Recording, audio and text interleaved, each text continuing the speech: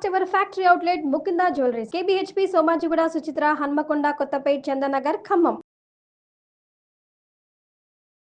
నమస్తే రమగారు. నమస్తే జయ. రమగారు, మనకి ఈ నెలలోనే ధనత్రయోదశి ఉంది. అసలు ధనత్రయోదశి ఎలా వచ్చింది, దీని యొక్క విశిష్టత ఏంటి? అన్ని త్రయోదశుల్లాగానే ధనత్రయోదశి కూడా నెల నెల 2 త్రయోదశులు వస్తాయి జయ. అవునవును. చాలా ప్రఖ్యాతంగా ప్రత్యేకమైంది, ముఖ్యమైనది అని మనం చెప్పుకునేది శని త్రయోదశి. అవును. ఈ ధనత్రయోదశి ఇటీవల కాలంలోనే మన జీవితాల్లో ప్రవేశించి, అంతకు ముందు కూడా ఉన్నది, మనమేం పెద్ద పట్టించుకోలేదు దాన్ని. మనకి ఇక్కడంతా నరక చతుర్దశి, దీపావళి, చతుర్దశి దీపావళి తర్వాత 1 ఫైన్ డే ప్రజలు తెలుసుకున్నారనమాట, మనం బంగారం కొనుక్కోవడానికి ఒక రోజుగా దీన్ని పెట్టుకోవచ్చు అని. వ్యాపారస్తుల బ్రెయిన్లో పుట్టింది. ఇవాళ బంగారం కొనుక్కుంటే మీకు బంగారం కొనుక్కోవడం ఎప్పుడు ఉంది, ఇవాళ కొత్తగా కొన్నామా బంగారం? మనం లేదు కదా రమగారు. కొన్ని వందల సంవత్సరాల నుంచి స్త్రీధనంగా బంగారమే ఇవ్వటం. అవును.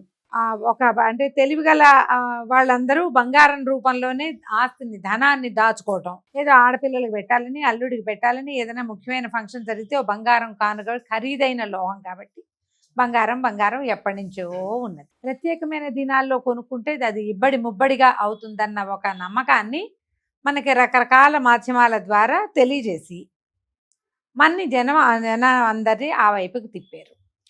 క్రమంగా ఏమైంది, వెసులుబాట్లు ఇచ్చారు. ఇంకా మీరు ఆ రోజే వచ్చి కొనుక్కోవాలని లేదండి, నెల ముందు కూడా మీరు బుక్ చేసుకోండి, మేము ఆ రోజు డెలివరీ మేమే మీ ఇంటికి తెచ్చిస్తాం, మీరు ఇవాళ డబ్బులు ఇచ్చేయండి, మేము తర్వాత తెచ్చిస్తాం.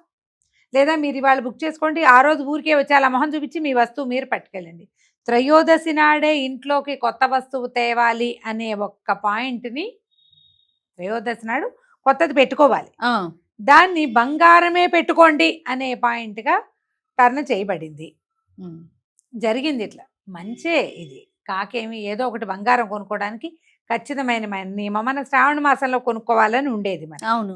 ఏదో రకంగా మన ఇంట్లోకి బంగారం రావడానికి, మన డబ్బు సరైన ఏమనాలి మదుపు సరైన చోట పెట్టడానికి అదొక మార్గం అయితే, ఇది ఇంకొక మార్గం. ఏదైనా సరే ధనత్రయోదశి ఒక 10-15 సంవత్సరాలుగా బాగా ప్రాచుర్యంలో చాప కింద నీరులాగా మన జీవితాల్లోకి ప్రవేశించి, ఇప్పుడు ధనత్రయోదశికి పూజ అయిపోతే కుదరదనే ఇన్ఫ్లుయెన్సర్స్ అక్కయ్యలు ఎంతమందో వచ్చారు. త్రయోదశి నాడు మనకి పూజా విధానం ఏనాడు లేదు. ఇప్పుడు ధనత్రయోదశి ఆ రోజు ధన్వంతరి పుట్టాడని నాకు ఒక్క పాయింట్ ఎప్పుడు అర్థం కాదు. ఈ ధన్వంతరి పుట్టాడని మనం కూడా చెప్పాం. అమావాస్య నాడు త్రయోదశి, చతుర్దశి, అమావాస్య నాడు లక్ష్మీదేవి పాలకడల్లో నుంచి బయటకు వస్తే, ఆమె తర్వాత పుట్టిన ధన్వంతరి త్రయోదశి నాడే ఎలా వచ్చాడు? అవును రమగారు. పాయింటేనా? ఒకవేళ త్రయోదశి నాడే ధన్వంతరి వచ్చుంటే వారికంటే ముందే లక్ష్మీదేవి వచ్చి ఉండాలి కదా. పాలకడల్లో నుంచి చివరగా వచ్చిన వాడు ధన్వంతరి. అంటే దీని లెక్క ఏమిటి? ఒక యుగంలో ఒక కృతయుగంలో లక్ష్మీదేవి అమావాస్య నాడు వస్తే, ఇంకో కృతయుగంలో త్రయోదశి నాడే వచ్చిందేమో ఒకవేళ. బహుశా ఆ త్రయోదశి ఈ అమావాస్య కలుపుకుని ఒకే లైన్లో త్రయోదశి నాడు ఆయన పుట్టినరోజు, వెనకాల పుట్టినవాడి పుట్టినరోజు, అమావాస్య నాడు ముందు పుట్టిన ఆవిడ పుట్టినరోజు జరిపేసుకుంటున్నాం మనం. కాబట్టి ఈ లెక్కలేని నడవు కదమ్మా. మన ఇళ్లలో ఏం విధానం ఉందో ఆ విధానం ప్రకారం వెళ్దాం. ఈ తిథులు ఇవన్నీ కూడా ఏంటంటే పురాణాల ప్రకారం ఒక్కొక్క పురాణంలో ఒక్కొక్క రకంగా చెప్పబడి ఫాలో అవుతూ ఉంటాం. అవును. కొన్ని పండుగలు మనకు అలవాటుగా ఉండి కొన్ని తరాల వెంబడి, కొన్ని సంవత్సరాల వెంబడి మన ఇళ్లల్లో, మన ఊళ్ళల్లో, మన ఆచారాల్లో కనపడుతుంటే వాటిని ఫాలో చేసుకుంటూ వెళ్తాం. త్రయోదశి నాడు ఇప్పుడు మనకి ఇప్పుడు తెలిసిందైతే ఏదైనా కొత్త వస్తువు తెచ్చుకోవటం. అది ఏదైనా, మీరు స్టీల్ చెంచా తెచ్చుకున్నా ఓకే, కొత్తది అంతే, ఏదో ఒకటి. త్రయోదశి నాడు, ఈ ధనత్రయోదశి నాడు ఉప్పు లక్ష్మీదేవితో సమానం. ఆవిడ సముద్రం నుంచి వచ్చారు కదా, అంచేత ఉప్పు కూడా సముద్రంలోనే పుట్టిందని. ఇదేమిటో పాయింట్, ఇది కూడా వింత పాయింటే. ఆవిడ పుట్టింది ఎక్కడ? పాల సముద్రంలో. పాల సముద్రంలో ఉప్పు ఎలాగుంటుంది? పాల సముద్రంలో ఉప్పు ఉంటే పాలు విరగవు? విరుగుతాయి. పాలకు అసలు సముద్రం ఉందో లేదో మనం చూడలేదు కదా. ఇలా రకరకాల గాథలు, వీటితోటి ఏదో ఒకటి చెప్పుకుంటూ ఉంటాం. త్రయోదశి నాడు కూడా మనం పూజ చేసుకోవచ్చు. ఆరోగ్యాన్ని కోరుకుంటూ ధన్వంతరిని తలుచుకుని పూజ చేసుకోవటమే, అంతకంటే ఏం చేయలేం. ఆయన మంత్రాలు కొంతమందికి వచ్చు, మంత్రాలు ఎవరో గురుగారు ఇచ్చారు.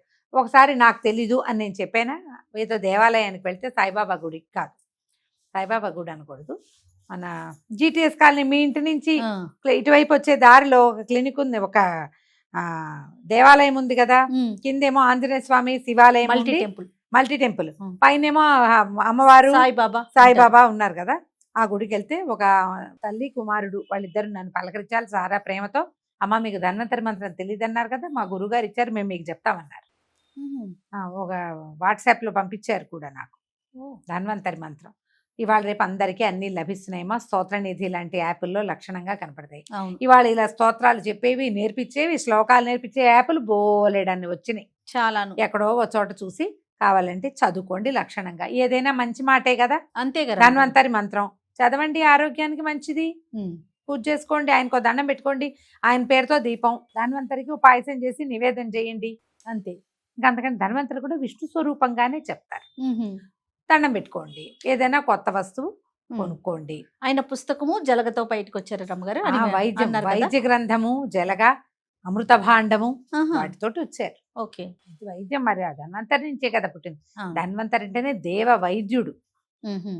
రోగాలకి కుదర్చడం అప్పటి నుంచే ఉన్నది, ఆయన నాటి నుంచి. అదే ధన్వంతరి మంత్రం అవి ఉన్నాయి కొన్ని. ఉమ్. కొంతమందికి ఉపదేశం కూడా ఉంటుంది. మేము ఈ అవకాశాన్ని బట్టి చేసుకోండి. దీపావళి పండగ సెలబ్రేషన్స్ ధనత్రయోదశి నుంచే మొదలు పెడతారు. అవును మీ అవకాశం ఇప్పుడు బంగారం కొనుక్కోపోతే కుదరదన్న భావాల్లో ఏమీ ఉండకండి అమ్మా. బంగారమే అక్కర్లేదు, బంగారం కొనుక్కోవచ్చు, వెండి కొనుక్కోవచ్చు, ఏదైనా వస్తువు కొనుక్కోవచ్చు, ఇంట్లో ఉపయోగపడే హోమ్ అప్లయన్స్ కొనుక్కోవచ్చు, ఓ లీటర్ పాలు తెచ్చుకోవచ్చు, ఓ లీటర్ వెన్న తెచ్చుకోవచ్చు, నెయ్యి తెచ్చుకోవచ్చు, అన్నీ మంచివే. ఏవి కొనుక్కున్నా చాలు. ఉమ్. పూజ అంటారా, మీరు రోజువారీ పూజతో పాటు ఈ ధన్వంతరి మంత్రం కూడా ఏదైనా యాప్లో దొరికి చక్కగా అది కూడా చదువుకుని దండం పెట్టుకోండి. మీకు ప్రధానమైంది ఎప్పుడు నేను ఒకటి చెప్తాను, నేను ఒకటి అనుకుంటా, పండగ ఆ రోజున నువ్వు ప్రశాంతంగా ఉండు, నువ్వు అది. విసుక్కోకు, ఉమ్. తిట్టకు, ఉమ్. దుర్భాషలాడద్దు, పోట్లాటలకు దెక్కో. నువ్వు ఎంత ప్రశాంతంగా ఉంటే పర్వదినం అంత ప్రశాంతంగా వెళ్తుంది. జరుగుతుంది అంతే ఈ పర్వాలలో ఇవి అద్భుతమైన రోజులు అని చెప్పినప్పుడు నీ ఆక్రోశము ఉక్రోశాన్ని బయట పెట్టకూడదు. ఉమ్. ఉక్రోషము ఆక్రోశం రెండు ఉంటాయి మనకి. అవును ఎవరు మన మాట వినలేదనిపిస్తుంది, మనం పిలిస్తే పలకలేదనిపిస్తుంది. భగవంతుని పలికించుకోండి హాయిగా, అంతే ప్రశాంతంగా చక్కగా ఏదో పూజ చేసుకోండి, మీకు చేతనైంది. సాయంకాలం దీపం పెట్టదలుచుకుంటే తులసి దగ్గర ఒక దీపాన్ని వెలిగించుకోండి. ఉమ్. నేతి దీపం చాలా మంచిది త్రయోదశి నాడు. ఈసారి ధనత్రయోదశి మనకి శని త్రయోదశిగా కూడా వచ్చింది. సాటర్డే ఆ, శనివారం వచ్చింది. నాడు వచ్చింది కాబట్టి ఇది కొంచెం విశేషమైన రోజుగా భావించండి. శని త్రయోదశి సాధారణంగా శని త్రయోదశికి ఏం చెప్తారంటే తైల దీపము, తైలాభ్యంగనము అవి మంచివి. ఉమ్. తిలలతో చేసినటువంటి, నువ్వులతో చేసినటువంటి ఏ లడ్డూలో స్వీట్లో ఎవరికైనా పంచి పెట్టడం, దానం చేయటం దేవాలయ దర్శనము, శనికి తైలాభిషేకం. శనికంటే ఇక శనీశ్వరుడి దేవాలయాలు మనకు తక్కువ ఉన్నాయి కాబట్టి అవును మనం శివాలయంలోనే అభిషేకం చేయించుకోవచ్చు. శివాభిషేకం కూడా చాలా విశేషమైంది. ధనత్రయోదశి కూడా కలిసి వచ్చింది కాబట్టి రెండు కలిపి చక్కగా చేసుకోండి. ఈ రోజు మంచిది, తప్పకుండా ప్రత్యేకమైనది, ప్రత్యేక పర్వం కాబట్టి ఉమ్. పోట్లాట గొడవ వద్దు, ఉమ్. ప్రశాంతంగా ఉండండి. ఏదో ఒక దైవారాధన చేసుకోండి. ఇప్పుడు మనం వెంకటేశ్వర స్వామి గురించి చదువుకున్నా కూడా మంచిదే. ఆహా ఈ రోజు. స్వామికి ఎందుకంటే శని త్రయోదశి నాడు కనుక మనం తైలము అభిషేకము, శివాభిషేకము కుదిరినా కుదరకపోయినా ఇంట్లోనే పిండి దీపారాధన చేసుకోండి, చాలా మంచిది. శని బాధలు చాలా తగ్గుతాయి. కొంతమందికి ఉంటాయి కదా అవును అవును. శని దశలు, శని గ్రహరీత్యా. అంతర్దశ, విదశ, ఇవి అవును. చాలా ఉంటాయి. అర్ధాశ్రమ శని, సాడే సాటి బోల్డ్ అని చెప్తారు కదా. వీటిలలో ఏ సమస్యలు ఉన్నా, ఇంకొకటి ఒకవేళ మనకు అలాంటివి ఏం తెలియవు, మనకే ఏ పని అవ్వదు, ఎంత ట్రై చేసినా కొన్ని పనులు అవ్వట్లేదు, లేదా స్లోగా అవుతాయి, ఎప్పటికీ తెమలటలేదు, అలాంటి వాళ్ళు కూడా ఇట్లా ప్రత్యేక దినాల్లో మనం వెంకటేశ్వర స్వామికి పిండి దీపారాధన చేసుకున్నా కూడా మంచిదే. ఇటు ధన్వంతరిని అర్చించుకున్నా కూడా మంచిది. మీకు ఏది కుదిరితే అది చక్కగా చేసుకోండి. ఏదైనా ఒక కొత్త వస్తువు కొనుక్కు తెచ్చుకోండి, సరిపోతుంది. తప్పకుండా రమ్య. నమస్తే నమస్తే జయ.